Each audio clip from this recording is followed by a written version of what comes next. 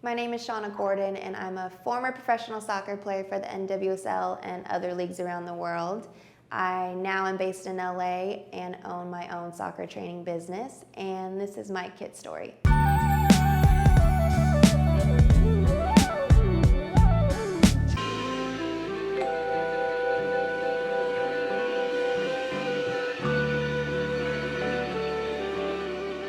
So I grew up in a city called Rancho Cucamonga, which is about an hour from LA. I have two older sisters who I wanted to be like, so whatever music they were listening to, whatever clothes they were wearing, and definitely whatever sport they were playing, I wanted to be just like them. I started my first club team when I was 8 and played for a club team called Arsenal. My first kit, which is this one right here, was actually a long sleeve on me. Believe it or not, my first number also, and the one that I preferred, is number 6.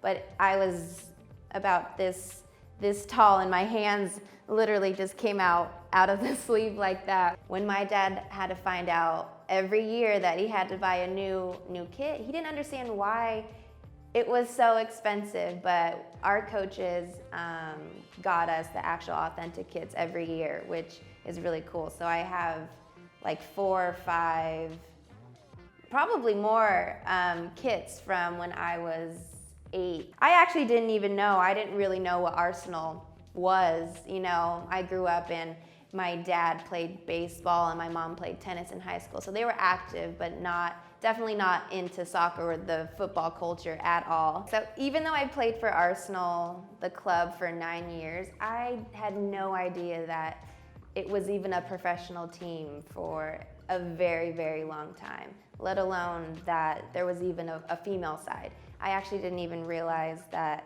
there was an opportunity for females to play in England until I remember a specific moment actually when I was in college, and obviously I played for them for 9 years, so I had all the stuff, and I wore a shirt in the cafeteria, and one of the guys were like, "Oh, you played for Arsenal?" And I was like, "Yeah, like I played." And he's like, "Oh, in England?" And I laughed a little because I was like, like, no, in Rancho Cucamonga, you know what I mean? But that was the moment when it clicked. I was like, can I play for Arsenal in England? Is that even an option? I won't ever forget the moment that I got my first pro contract via email. It was with the club in Australia called the Western Sydney Wanderers, and my heart dropped immediately when I received the email. It was a huge milestone for me as a player. Like I said, I wasn't even aware that playing professionally was an option for me until I was in college. And when I found that out, I was like, I need to do that. I need to get a contract. I need to play. I want to play here in the States. I want to play elsewhere. Where else can I go, you know?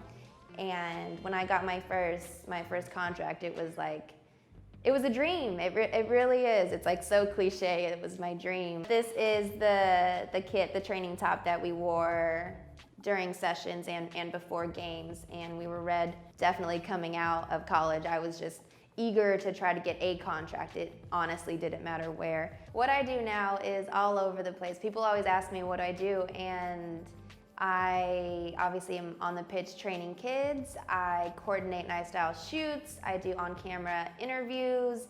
I do commercial and print work sometimes, but at the end of the day, it all revolves around soccer, which is really cool to me. I can still kind of use what I've learned for the last 25 years of my life, and now still involved with the game, but in a completely different way.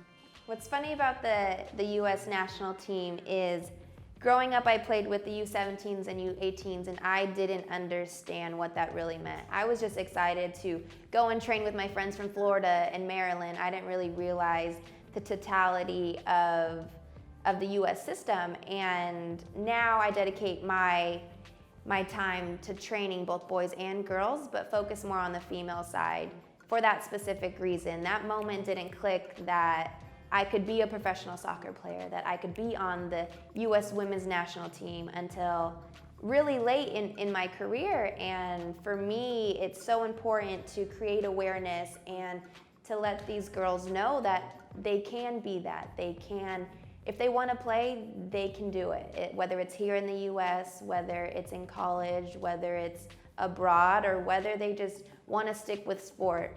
So I feel like this kit represents me now. It merges fashion and football, and I customized this kit and worked with Truth Never Told to put my female mentoring clinic logo on the back of it. They chain stitched it, and it's super cute. Right here, there's a tattoo that says The Beautiful Game, my SG, which is on all of my training equipment. Nowadays, I feel like kits are a huge fashion statement, and for me, I have a lot of kits in my closet that are either teams that I follow and or just really cool collabs that I like. And now I wear kits all the time, and kits are a huge part of my life.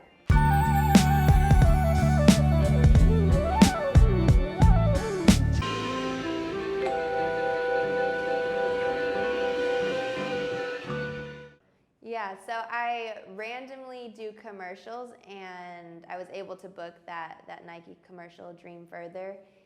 And my role, I don't know why, it is always tackling somebody. I know Sam, I played with Sam at Sky Blue FC for a couple seasons, so it was funny that I had to be the one to take her out. But it wasn't even her, it was actually her double, because obviously she's playing in the World Cup. Yeah, I had to tackle her dummy over and over and over again, and I was bruised up, and one time I tackled her, she flopped over me and landed on my head, and I swear I had a little concussion, I think.